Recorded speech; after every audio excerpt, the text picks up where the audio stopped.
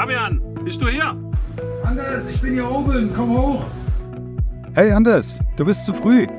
Aber ich mache für uns ein paar Bratwürste. Wusstest du, dass es 1500 verschiedene Bratwürste in Deutschland gibt? Aber wir sind noch nicht fertig. Lass uns in die Werkstatt gehen. Ja, hallo in meiner kleinen Kellerwerkstatt. Mein Name ist Fabian. Ich habe einen Instagram-Account 𝗪𝗪𝗪𝗪, auf der ich die unterschiedlichsten Holzprojekte umsetze. Die Holzbearbeitung ist meine große Leidenschaft. In meinem Hauptberuf bin ich IT-Berater.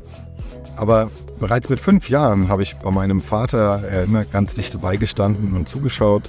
Und das hat mich inspiriert. Und ja, heute habe ich hier meine kleine Kellerwerkstatt mit allen Maschinen, die ich brauche. Ja, wie kam ich da eigentlich zu Rubio Monocoat?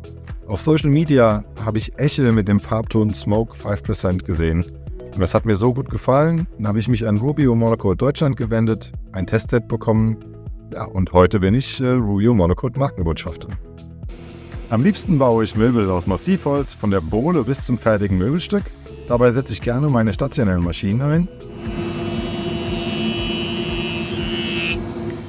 Aber wie zum Beispiel bei einer Schuhbank setze ich auch gerne auf Handwerkzeuge für zum Beispiel klassische Holzverbindungen. Ja, schön, dass ihr hier bei mir in der Werkstatt wart. Schaut gerne auf Instagram 𝗪𝗪𝗪𝗪 vorbei. Würde mich freuen. Aber Anders, jetzt lass uns gehen. Ich glaube, die Würstchen sind fertig. Okay, Anders. Die Bratwurst ist fertig. Ich habe extra 2 Sorten für uns gemacht. Lass uns essen.